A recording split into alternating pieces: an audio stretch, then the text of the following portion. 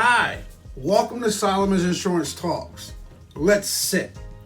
Today, we're going to talk about a category that is asked about most of the time from my clients, whether I'm meeting them for the first time or they're potential clients.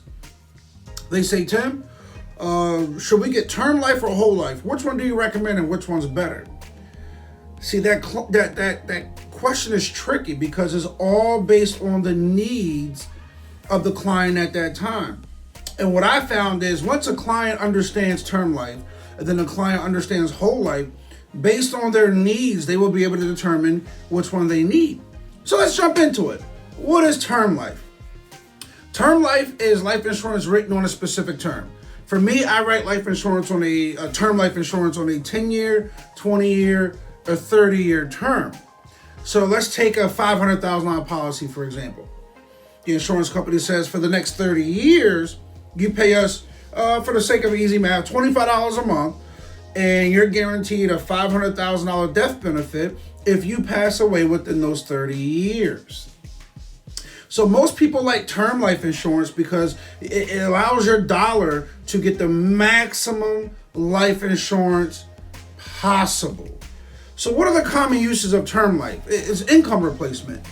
So if I make $50,000 a year, and I want to make sure if I die, my family won't feel the sting of me losing my income or not being here for the next 10 years. That means I need a $500,000 policy.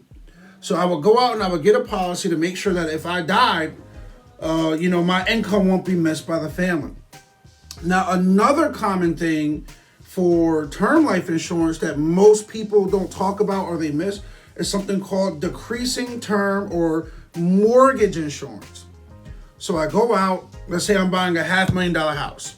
Same example, okay, $500,000 house. And then, I take out the loan, I'll get through escrow. The last step people forget to look into is something called mortgage insurance.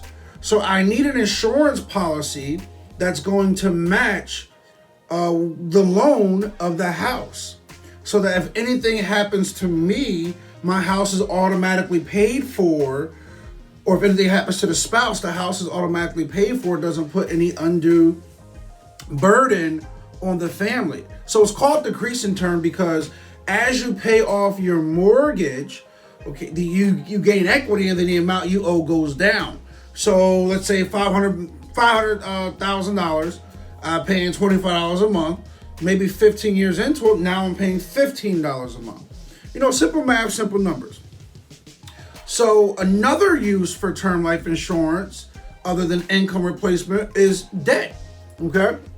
So let's say, I have $500,000 in debt. Let's stay with that example. I have $500,000 in debt. That means I need a $500,000 life insurance policy so that in the event of an untimely death for me, my family will not be stuck with an undue burden of debt. The third reason why people take out term policies, this is for business owners.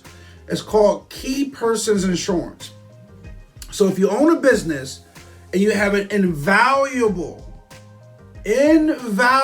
employee, let's say this employee runs the books, they do this, they do all this, and they're a key person in the company. And if you lost that individual, your company will not be able to go back to the same point for a long time.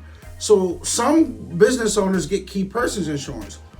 So if this person is bringing in $500,000 in value to the company, they take out a $500,000 term policy so that if anything happens to this individual, the company gets $500,000.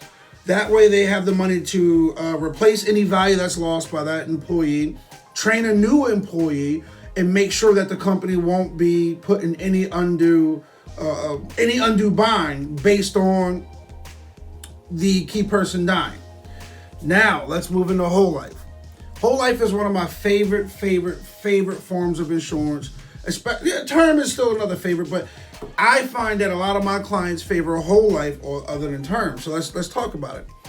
Whole life comes with an investment vehicle, something called cash value. Whole life is more expensive than term life insurance for that reason. So a $500,000 whole life policy, which a term life policy maybe be $25, that may be $250 or $500 a month because of something called cash value. Now, a portion of your premium, so you're paying $500 a month, maybe $100 of that cash, the $100 of the premium is going towards the cash value for the first 5 years. Because for the first 5 years, a lot of the policy is getting paid, a lot of the premium goes towards administrative costs. But after the administrative cost is paid and funding the underlying cash, the underlying death benefit, the cash value begins to grow exponentially. So there's a lot of whole life policies out there. To name a few, you got whole life, you got universal life, which is a combination of term life and whole life, and variable life. So a lot of cash value life insurance, known as whole life, is going to be written on a smaller death benefit. So you may take $25 and get $500,000 in insurance when you can take $100 and get $100,000 in whole life insurance. But because a portion of that premium goes towards a cash value, and if it's a participating policy, the company, if they experience good profits, they pay a dividend to that policy. Now that dividend, I would say about 2.5%, 3%.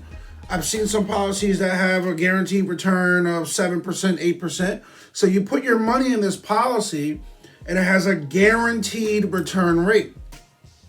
Most of the time, if you go to a bank and you're putting your money in a savings account, a lot of whole life policies will beat the return of the bank. Now, let's say you have $20,000 in cash value sitting in a policy.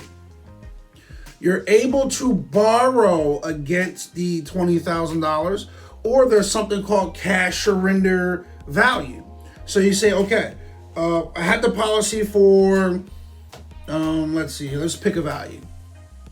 20 years, and I paid off my debts. What I had the policy for is I no longer need life insurance.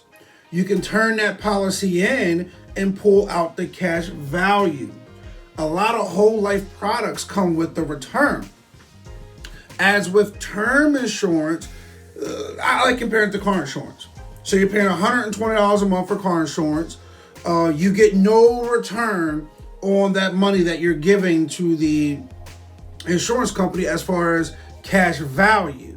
So term insurance is the same. Term insurance does not build cash value. It does not have the investment vehicle. The last policy I want to talk to you about is something called variable life insurance.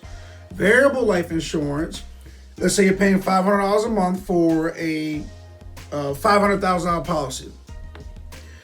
The insurance company takes a portion of your premium, let's say $300, maybe $100, $200, and they invest it in the market. And based on the return of the market or the interest rate of the market, you have an opportunity to earn a higher dividend or a higher cash return on your cash value for those variable life products. So don't forget to like and subscribe to Solomon's Insurance Talks. I know this one was very brief.